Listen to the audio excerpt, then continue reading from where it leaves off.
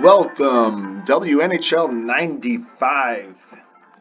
This is your host, Ultra Magnus. It almost feels like I haven't done a video in forever, or this is actually my first video in forever. Basically, everything that's been going on has been work related. Haven't been really around and involved in Discord, trying to get stuff sorted out, revamping the player rating system. Just to clarify for a lot of the guys who don't understand what's going on, between 1999 and 2003, there was no ROMs for NHL 95, 94, any of the retro games. So it made it really difficult to really peg down the roster ratings or player ratings overall. So the best way we were able to, me and King Raph, hats off to you, kind sir, with a drink of whiskey or tequila. And basically, he was able to extract the rosters from NHL 99 to 2003, and we were able to correlate the rosters into a retro game rating, which means, in just theory, 1 to 6 rating or 0 to 6 rating. And therefore, from then, I had to manipulate the data to kind of reflect how everything was supposed to be looking for every player's rating for each season, so it progressed properly and not having these huge dips. But we ended up finding out that the scale for stick handling is actually on a scale of 15. So in theory, I had to go back, adjust everything, and now I'm slowly fixing everything piece by piece. But at the end of this, everybody will have the most accurate, up-to-date, visible rosters. I'm going to show you in this video a little bit. Ticklepuss, Adolf, G-Lock, everybody else who goes into the Google Sheet as much as they do. Love you guys, but at the same time too, you're going to see all this data. And I know for guys like Nui Husky, or I think it's Northern Illinois University Husky, so I'm going to stick with that.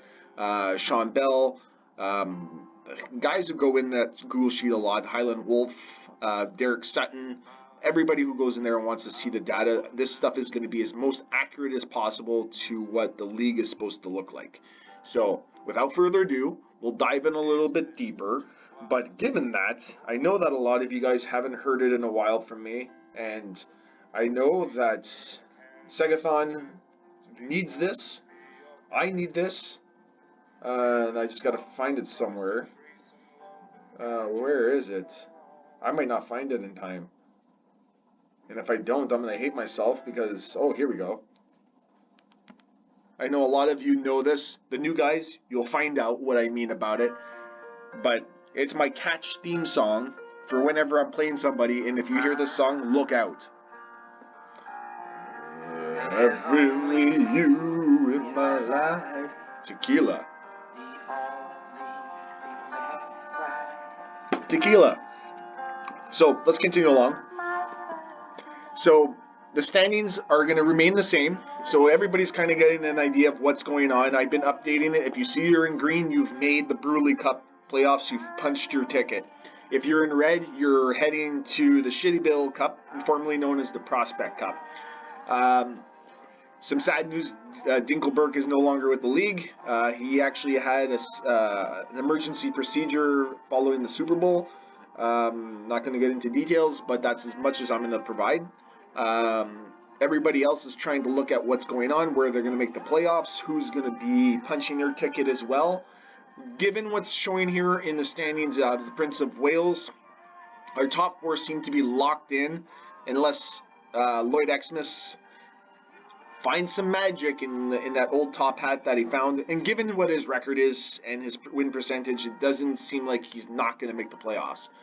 It's more or less where his seeding will be. And the one surprise that I've seen this whole season, and hats off to him, is Elias 8555 with his Surrey Hacks HC. If you haven't checked it out, go to Hacksball. Apparently, I watched a few of the videos. It's basically a lot like Pong, but soccer. And it's pretty sick. You guys get to play together, very simplistic controls, and the league is starting. If you have any questions about it, reach out to Elias directly. Great league, and top to the hat to you, my gentlemen. Another sip of whiskey for tequila for that. I can do this mid-video if I want. It's my video. So, fuck it all. Halifax, sorry to say, you're likely going to be heading towards the Shitty Bill Cup as well, so I'll update that right now so everybody kind of gets an idea what's going on. So Elias, I wouldn't say that he's going to make the playoffs. He has a very far outside chance given what's with Lloyd Xmas, Mike Vick sitting there, B. Clinton 1, or now known as Autobahn. Elias, I don't think you're going to make it, but man, the strides you've made from Season 2 to Season 3, outstanding, and also given what your roster is. Given that, it almost seems like a foregone conclusion Segathon's going to make it. More or less where the seeding's going to be is going to be different. And we basically got 5 teams battling it up. I would say more 4 for the last 3 spots. The odd man out right now in the playoffs, from what I could see, is going to be Autobahn, but weirder things have happened. So King Raff, McLean, Colin, Nathan MB, and Sagathon are the clinched teams so far in the Prince of Wales. Gets a little bit more murkier in the Clarence Campbell. Einstein with the least amount of games. Shame on you, Einstein. Shame on you. That's why you're on the shame list. And for somebody who's always on RetroArch playing something, I'm very surprised that you haven't played more games. But you're one of those guys just like Lloyd Xmas. You can pump out 20 games in one night. So I'm only saying shame right now until you pump out that 20. B. Clinton, Blair, he's outside looking in. He's got 16 games left, possible 32 points, gives him 83, but that's if he wins them all. And given what his record's going on right now, he's had a bit of a reclined season, a little bit of inconsistency. I see him more right now. It's going to be a hot mess going into this final stretch. Highland Wolf, I'm sorry to say, even the Highland Wolf is not safe right now. Gaelic Gopher and Moses, like even they're not even safe to some degree, because when you really think about it and you look at the win percentages, yes, Einstein's is low, B. Clinton's is low, even Coach Mike is somewhat in that 550 range. But if you look at the teams that are in the playoffs right now, sitting in the 5 through 7 seed, they're at 530, 517, 438. It doesn't necessarily guarantee that you're going to make the playoffs. So get your shit together and close it out. Gaelic Gopher, you need to win your last 2 games or you're pretty much punching your ticket to the Shitty Bill Cup. But another thing I've added, I got rid of the power polls. There was too much contradictions, too much speculation that I was fudging the numbers. Well, you guys fudged your own numbers by getting your ass kicked or handing it out to somebody else. I've eliminated the power polls. Flat out, no longer needed it. I've eliminated the playoff bracket tab, and now we just got a playoff bracket tab next to the standings. So once the standings updates, you can easily come over here and you can see the playoffs. So you don't have to really fool around too much. You can see all the matchups. Mike Vick against Italy EBC of Bruley Cup Finals rematch from Season 1. Taipei and Manhatrix. Manhatrix getting to the conference finals 2 years in a row. Taipei pushing it to the conference finals last season. Sunnyvale with Autobahn as a potential matchup. North Bay and Sudbury, very close in geography, literally, and a potential first-round matchup could be Fireworks. Who knows? And hopefully for North Bay, he doesn't get that same exit that he experienced against Sean Bell in Season 1 with a 4-game sweep. Thunder Bay against me. I've stuck to Sean Bell. He doesn't want to play me if I make it, but I'm not making it just based on mathematics. And I think I'm a numbers guy. I'm not making it. Sorry, G-Lock, you're not getting your first overall pick. I get it protected, and I stay in to keep in it. Especially since if I have an outside chance of winning this Shitty Bill Cup, I want to get one. I'm in it for Iggy. So, and then the next one is you got a PA matchup between the Highland Wolf and Adolf. Then you got Renfrew against the Gaelic Gopher and Troy Hill against Grand River with Moses. Could be Fireworks. We don't know. We'll have to wait and see. And then we got the Bruley Cup, the Shitty Bill prospect. I have to start calling it the Shitty Bill, which you can see right here is the new logo. And then we have some matchups here that are going to be really interesting. But Brantford, if they can get out against Sumter, that was a heartbreak division loss, playoff loss last season. Uganda, who's been taking over the Nui Husky. Sugar Valley sitting in 13th. Albany, obviously going to finish 15th. I'm sorry, Matty A, but your team, what you took over, and you're still learning the game. So, man, if you could take a step like Elias did last season to this season, it's going to be a great season for you next year. And then that'd be Clinton. Coach Mike gets the first round bye. Same thing on this side with Providence, with Lloyd Xmas. And then you got Surrey. Dan the Man has taken over Dinkelberg's team for the time being. play out the last 4 games of the season when he gets back from vacation. Sammy Smith against Tayukatuk with Can't Stand Ya, and then Halifax and G-Lock. I think that's going to actually be a fun series to watch if it was streamed. 2 great guys, 2 Canadians. It would be pretty interesting to see it match up. Team stats. I know some guys have asked about it. This is something you could do if you want. I've blocked and protected basically everything here is blocked, and this. But the thing is, you can easily do is you go in here and you go 1996, change the season, and then you can see all last year's stats. You can go back into here and you go 1995. You can see all the stats from our first season. So it's an easy way just to type in to find out what's going on, and you just go like that, and it filters. Done and done. Easy peasy, bacon cheesy. Tickle Bliss, maybe a next cooking show for you. Teams. This is going to get revamped. Man, I love the Miami Iguanas. GNC, great team. Compliments to myself for making the logo, but great name. This is going to get a little bit of a revamp as well. You're going to still have your team stats over here, your player stats, your league rankings, but I'm moving the schedule down to here. The schedule is going to move down into this section right here. It's going to be split up a little bit more. It gives more space for the writing for Sean Bell to write up his season reviews. And player stats, I might expand it a little bit more as well.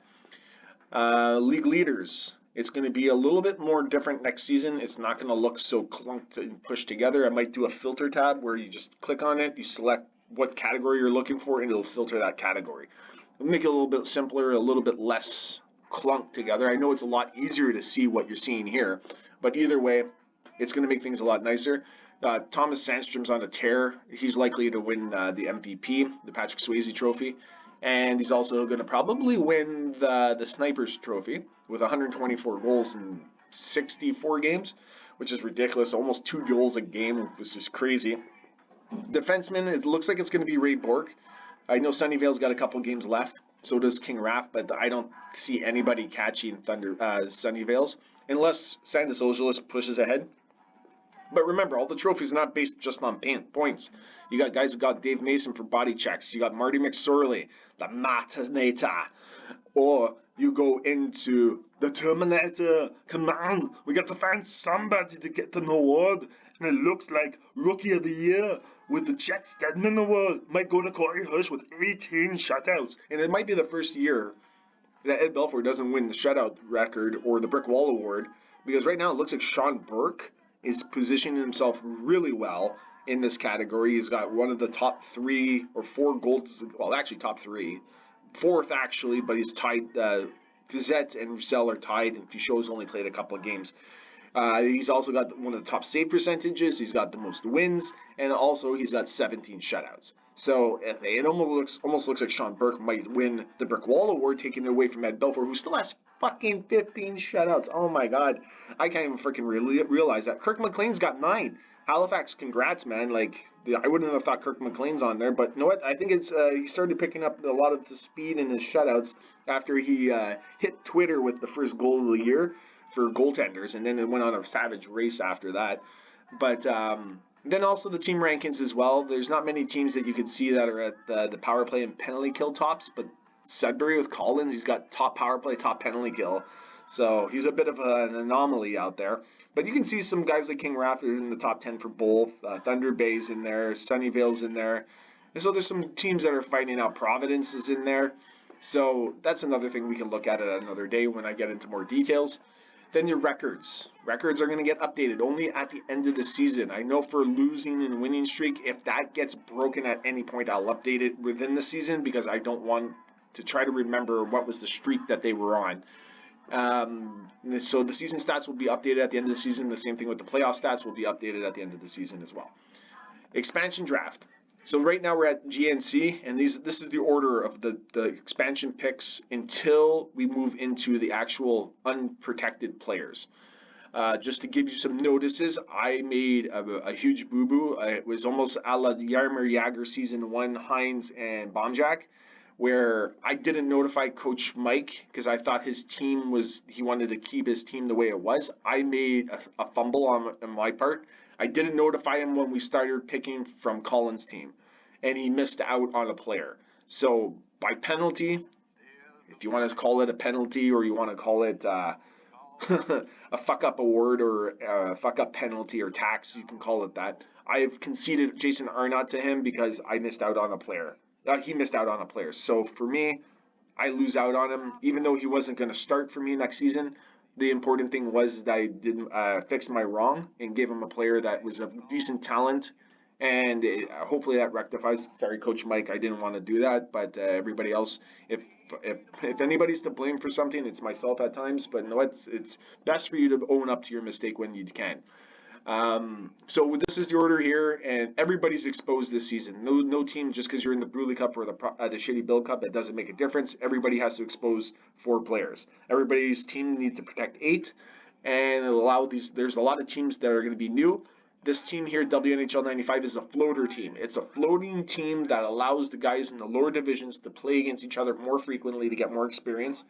And also, for an example, if they wanted to play a top team, which they will be playing, they can play an extra top game against, say, like King Raff or Sean Bell, if they're available that night, so that plays up those games.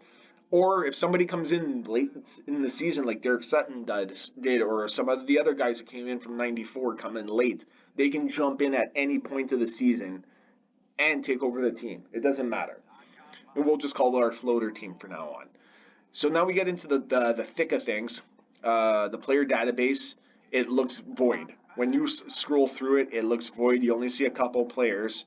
You don't really see a lot in here. But when you get to the A's, which I'm going alphabetically and doing this cleanup, you can see where everybody starts their career, ends their career, and retires.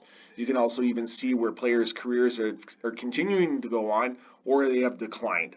So you're going to start seeing those ratings be modified. You're going to see those rating gaps be closed. So like if you got a guy that had like a gap between like say here and he wasn't retired, then you'd be able to find out what's going on with his career. Like here another one when you look at say Alex Shemsky, 66, 65, 71, 77, 73, 71, 73, and everyone's like, oh, how the hell did he jump up to 101?